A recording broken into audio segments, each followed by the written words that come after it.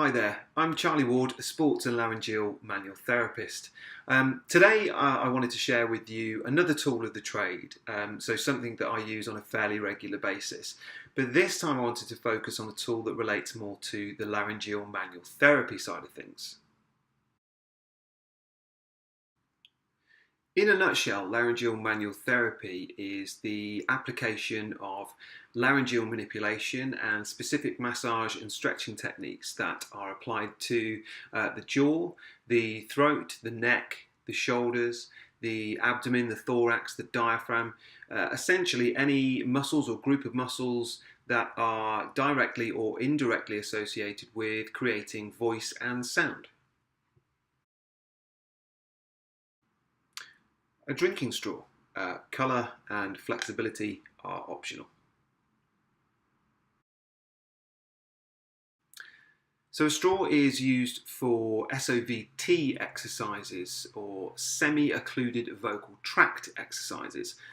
SOVT or semi-occluded vocal tract simply means partially closed mouth.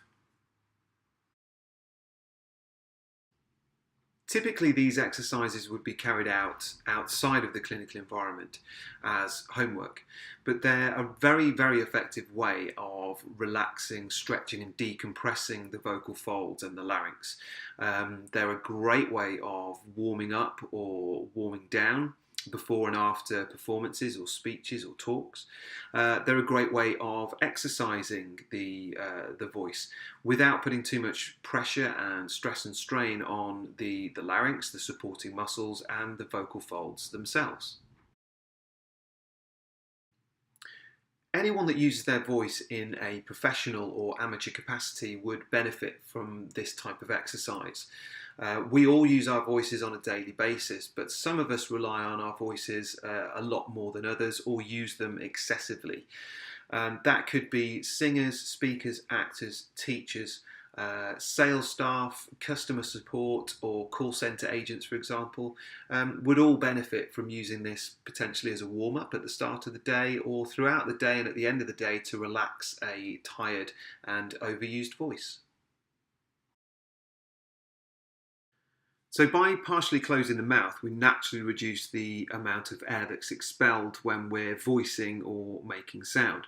So some of that air collects in the vocal tract, which increases the air pressure and then in turn reduces the amount of force that's applied to the vocal folds and reduces the stress on the larynx and the supporting muscles.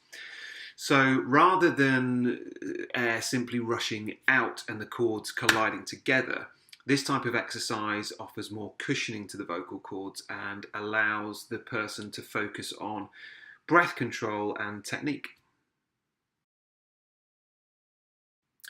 There's a variety of vocal exercises that you can use when running through this type of exercise. I'm going to use a very simple warm-up scale routine, but you could use vocal slides or sirens, for example, as well.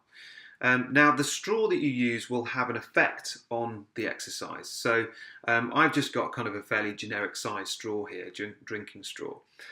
The wider the opening, the easier the exercise will be because there's less resistance. And then obviously the narrower the opening in the straw, the more resistance. So it'll be slightly more difficult.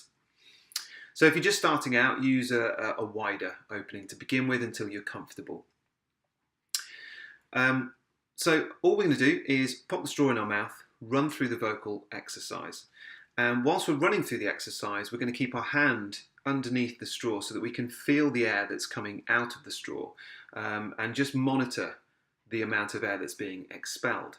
So whilst we're running through the exercise, we're trying to be mindful of our breath control and not forcing too much air through the straw at one time.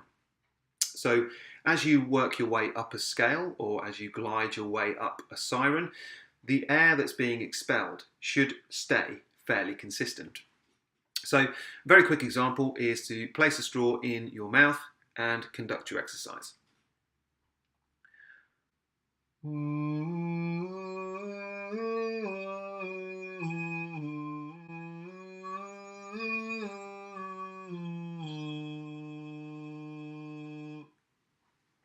And there we go. That is a semi-occluded vocal tract exercise.